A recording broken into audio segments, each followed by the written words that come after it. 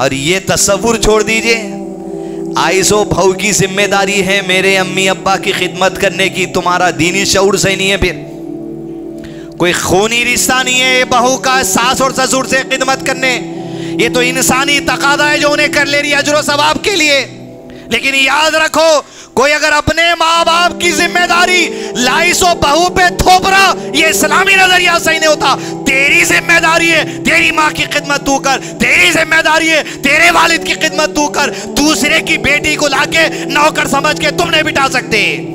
वो अखलाकी फरीजा है जो घर की बहू अदा कर दे रही, वरना हमारा सिस्टम हैदराबादी क्या है, आंख दिखा रही बहू, नहीं बोल रही बहू, माँ मेरी बात नहीं सुन रही, मेरी रोटी नहीं डालती, मेरी चाय नहीं लाती, ये बातों के झगड़े। तू काम वाली रख, तू घर में रुक के खिदमत कर। अगर औरत नहीं करना चाह रही तो कोई जुल्म नहीं कर सकता। एक जुमला फिर रहा था थोड़े दिन पहले,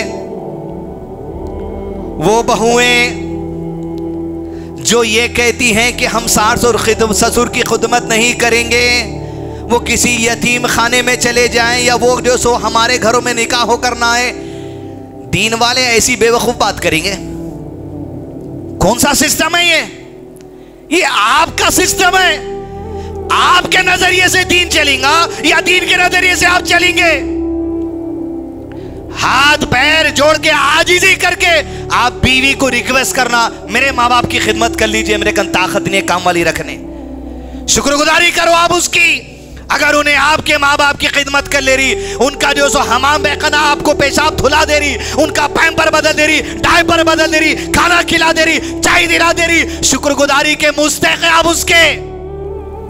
दादागिरी नहीं चला सकते औरतों पे। ये इस्लाम है, ये अल्लाह का दीन है, और अल्लाह के नबी सल्लल्लाहु अलैहि वसल्लम की शरीयत में जो है वो तुम्हारे कल्चर से नहीं तोला जाएगा, तुम्हारे कल्चर को नबी सल्लल्लाहु अलैहि वसल्लम की शरीयत से तोला जाएगा।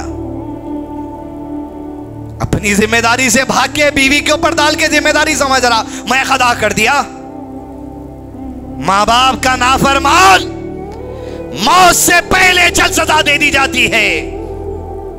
होश में आइए।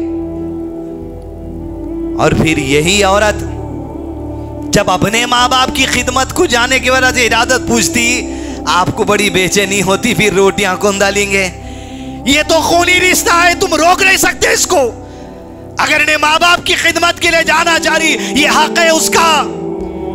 और औरतें निकाह के बाद भी माँ बाप का हक तुम पर ऐसे ही रहता जैसे शादी से पहले तुम्हारा हक था। यह खत्म नहीं होता। ये खूनी रिश्ता है, ये बाप का रिश्ता है, ये माँ का रिश्ता है, हर एक के लिए कायम रहेगा। क़यामत के दिन तू शौहर के नाम से नहीं, अपने बाप के नाम से उठाई जाएगी।